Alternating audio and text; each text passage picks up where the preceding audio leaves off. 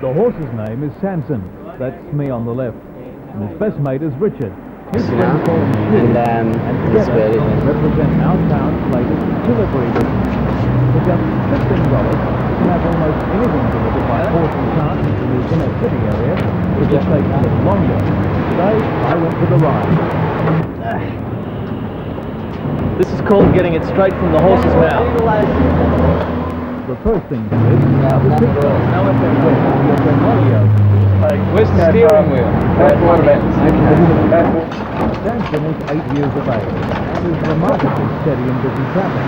Even changing lanes is no problem.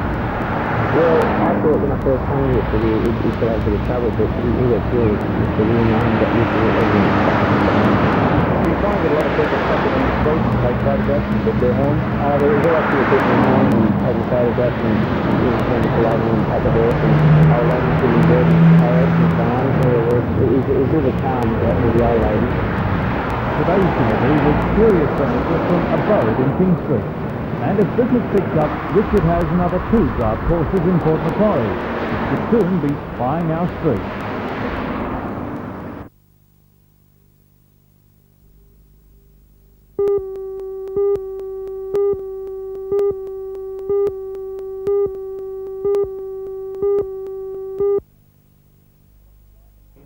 One driver making a comeback at tomorrow night's meeting will be Ron Mackay, who just 12 months ago was involved in a dramatic crash that left him stunned and heavily bruised.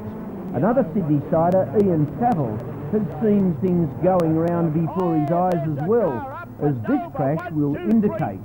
The entries read like who's who in speed cars, with those 2 drivers, together with national champion Jim Holden down from Queensland, with that state's number 2 in Peter Clough, and other leading Sydney drivers, including Kevin Gormley, Jim Winterbottom, Graham Parton and Alan King, who have all shown out on the local circuit. Other events on the program include solos, hot rods, super sedans, Formula 500s and stock cars. Here he's gone very, very wide and he's gone. Now watch it. Yep.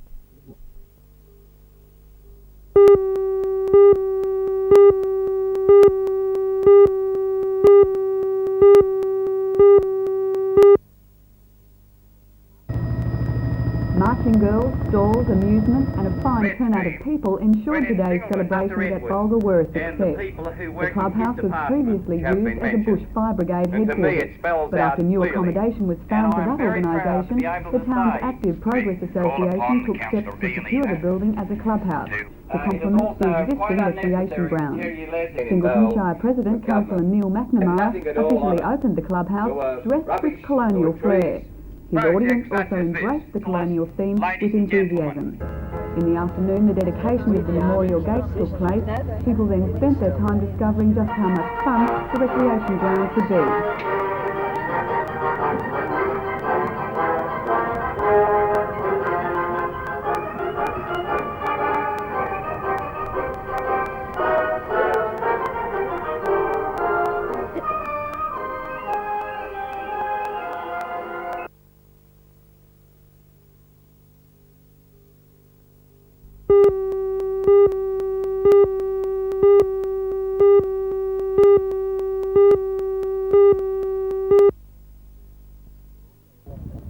Toronto High is an average school in an average suburb, but it has very particular problems. Because of those problems, the school became the first in the Hunter to receive the maximum grant available from PEP, $40,000. I think that's clear in relation to Aborigines, one of the reasons we were targeted.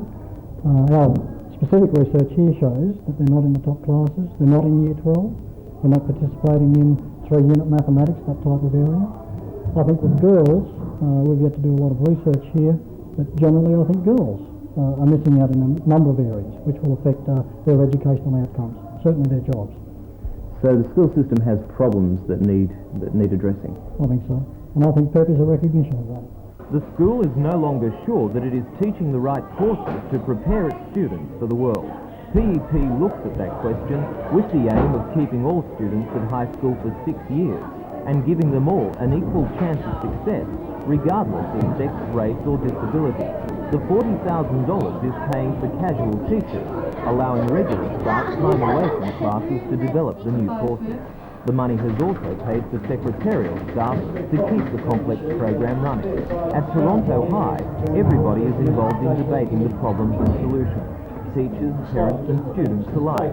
These students have their own PEP committee and are confident that their school life will improve as a result. Parents and teachers initially should change things, but I think that students are only trying to promote PEP and get involvement in the school.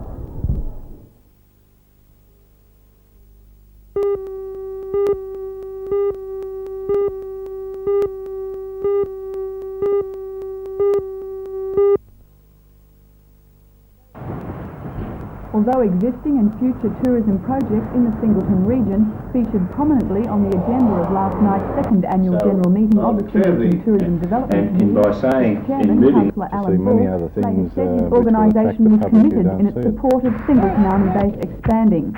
Councillor Bull said he saw no conflict between the committee's support for expansion and its promotion of tourism in the region. We believe that the Singleton Army Camp has done so much in the development of Singleton to date, as far as an increase in population. Their museum, which attracts such great numbers of people from not only within the area but from without, and the council is in support. So as a committee of council, we fully support it also. Many Wollombi Valley residents are saying that expansion will have a detrimental effect on tourism in that region. Why should it be any different for Singleton?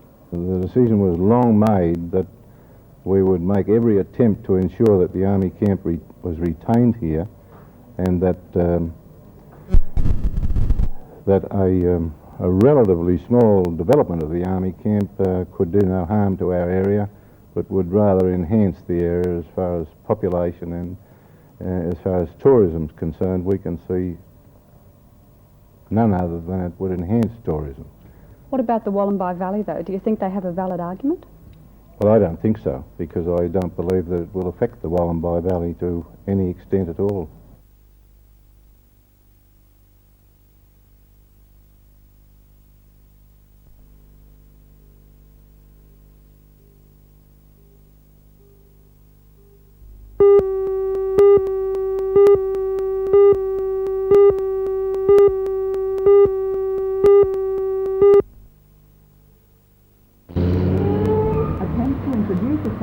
Began last year when Lake Macquarie City Council attempted to charge business proprietors a licensing fee under Ordinance 55 of the Local Government Act. This stipulates that any sign visible from a road, public place or waterway must be licensed, with licensing implying a fee. The attempted stop last year, but now many business proprietors within the Charlestown area have received letters to the council reminding them of the sign tax. Failure to pay the fee will mean a fine, or the council may remove the sign and charge the proprietor for its removal. At a meeting of the Charlestown Chamber of Commerce last night, members voted unanimously to oppose the sign tax. That would be Chamber President Steve Owen. Well, the major objection is that we think it's a short edge of the wedge.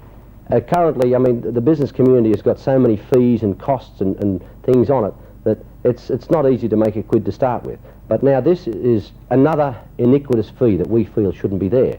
Does this include signs within a shop? Ostensibly, yes, it does, because there were situations where the council went around to some of the people who have signs like from cigarette companies and or chocolate manufacturers, with the cases in point, and told them that those signs had to be licensed and paid for. And you know, this was amazing, because everyone thought, oh well, they're only talking about the signs that are sort of, you know, sticking out, hanging over and so forth. But yes, in theory, every sign which is an advertising sign must be licensed. The Chamber of Commerce will attend a public meeting called by Lake Macquarie Council this Wednesday to protest about the licensing fee. It will also make a submission to a Cabinet subcommittee which is presently examining the nominees in the local government act.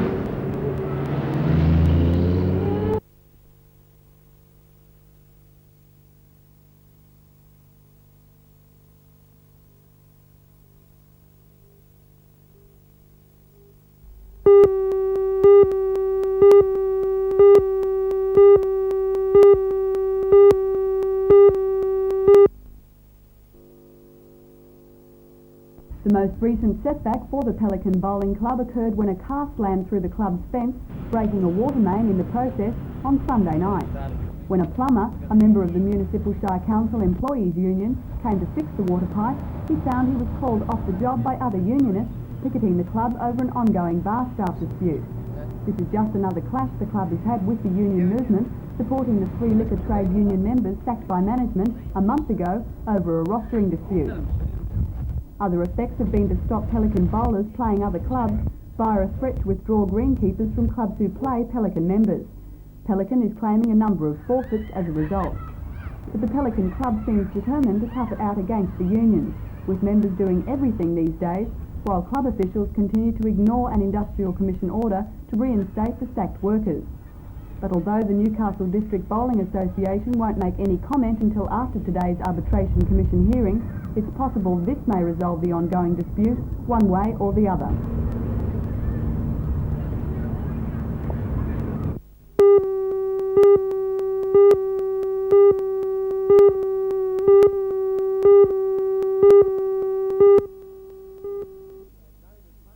Mr Lydiard, a known opponent of any Sydney move over the years, has become most concerned at the current state of the league since he became president at the beginning of last season. The dramatic fall-off of local crowds and the big turnout when Sydney teams have been invited to Newcastle has partway made that change of heart possible. The financial plight of most of the local clubs has reached crisis point, and something must be done to relieve that pressure. Otherwise, the dropout of clubs is imminent, he said. Despite the desperate straits of the game in the lower Hunter,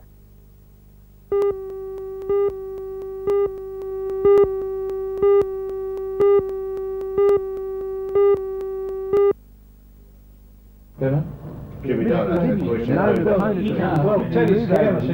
For the Aboriginal become most concerned at the current state of the league since he became president last season.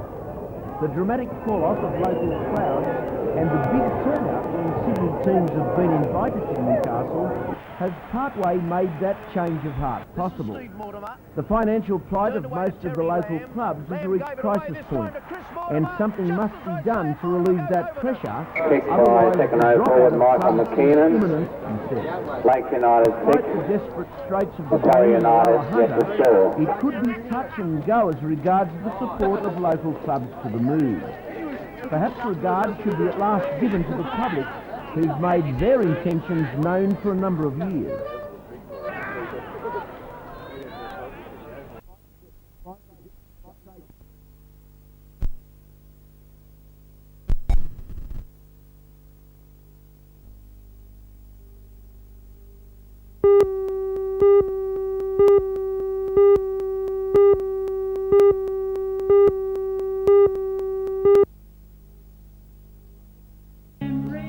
Hundreds of students gathered in the Union Courtyard, attracted partly by the band and partly by the bad news.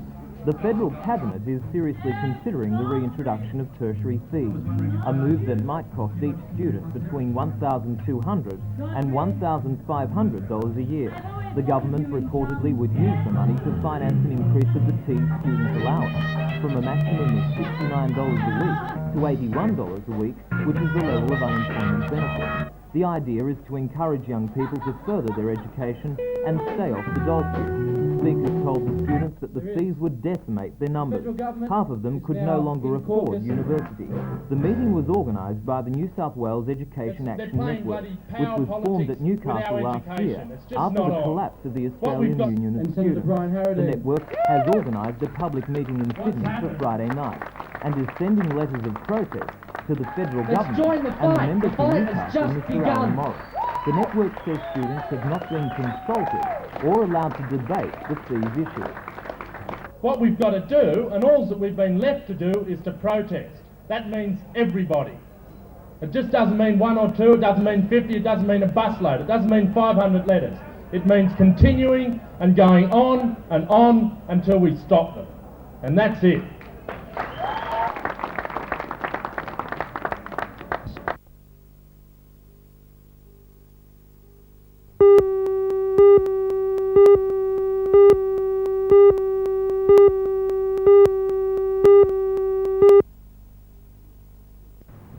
The impressively transformed Parry Street campus took 2 years to get to this stage.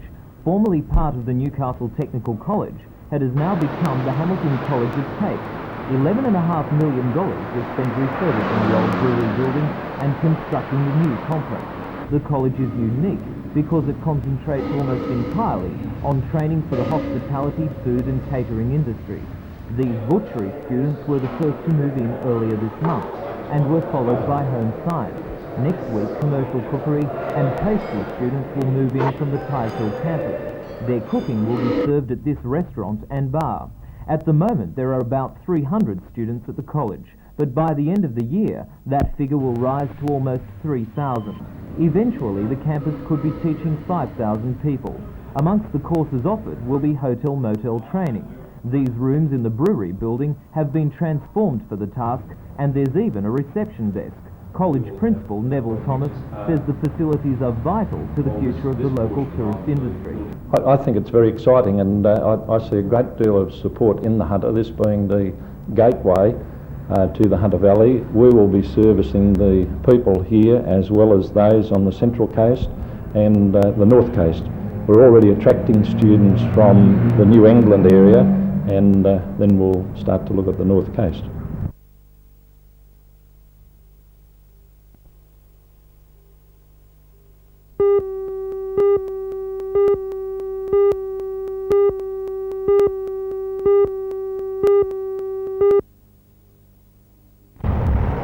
An articulated tipper truck had been left at the top of the street with the emergency handbrake on. A police spokesman said that when the brake failed, the truck careered down the hill, hit a culvert, swung onto the wrong side of the road and crashed down through the lounge room into the bedroom where Leonard Ford and his wife Kay were sleeping. The truck then apparently continued through the house, coming to rest against the wall of the next door house, which was shifted about a metre on its foundation. I was in bed asleep and I heard a truck coming down the hill, but I didn't take no notice to it. I thought it might have been a fall-in, you know, undermined, and that's what I thought. I thought, oh, I've had a fall-in and gone down. And when I put my head through the window, I heard a chap across the road say a truck, and I just sang out, well, I can't see no truck. And then when he come in, he said, yes, it's knocked the house. Well, I tried then to get out and I couldn't, and they had to knock the door down to get me out. How are you feeling now? Oh, well, I'm worse now than last night. Neighbours say the truck's wheels stopped only centimetres from Mr. Ford's head. Mr. and Mrs. Ford were taken to nearby Wallsend Hospital. Mr. Ford has been treated for shock and abrasion, and Mrs. Ford for 2 fractured ribs and lacerations.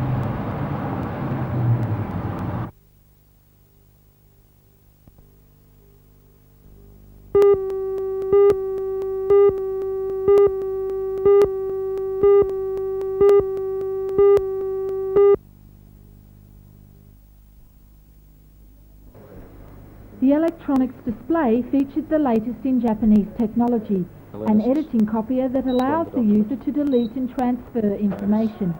Technical Officer for National Panasonic David Dunbar showed how the model works. Well, the first thing we'll show you is how to delete a certain item from a document. We can input to the editor what function we would like, mark out the area we wish to delete, press the photocopy. The original remains on the copy at all time. We work from a copy of the original. Once there, we have removed the 4 violinists from the orchestra. What we can. The ability of the copier to edit and transfer its own material enables it to be used in the office in many ways. Basically for design work, cut and pasting work, if you have to send a copy of a letter to somebody and there's just the one paragraph that you wish that person not to see, well, you can eliminate that one paragraph. At this stage, there is only one of these models available in Australia. However, by July, and for the minimum cost of $950, there will be more available. The display, which ends tomorrow night, offers all businesses the latest in high-technology office equipment.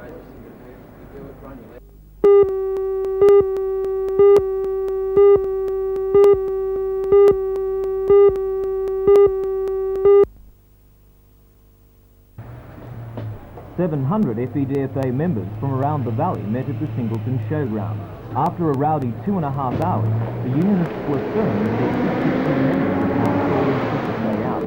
The strike has been sparked by the introduction by the mine owners RW Millers of a huge new front-end loader. The machine requires only one driver, but the miners want 2 crew members, as with similar vehicles in the industry. The union suggests the second man would be used as a relief operator. When he is not needed, he would be used for safety and maintenance. RW Millers has squashed the proposal. The miners say using only one driver would set a precedent for the industry. They want industry-wide talks on the employment effects of the new loader and other new technology. And we've suggested to them on a number of occasions that the matter needs to be addressed by the industry, that we need to develop some understanding as to how bigger and better machines with higher productive capacities might be handled. And we've suggested that to enable that to happen, they should set the machine to one side and allow us to discuss the thing with those relevant people in the industry. And of course that involves the unions and the owners at national level. The dispute goes before the Coal Industry Tribunal tomorrow. RW Millers has called for punitive action against the union. If that happens, the strike will almost certainly spread to other mines.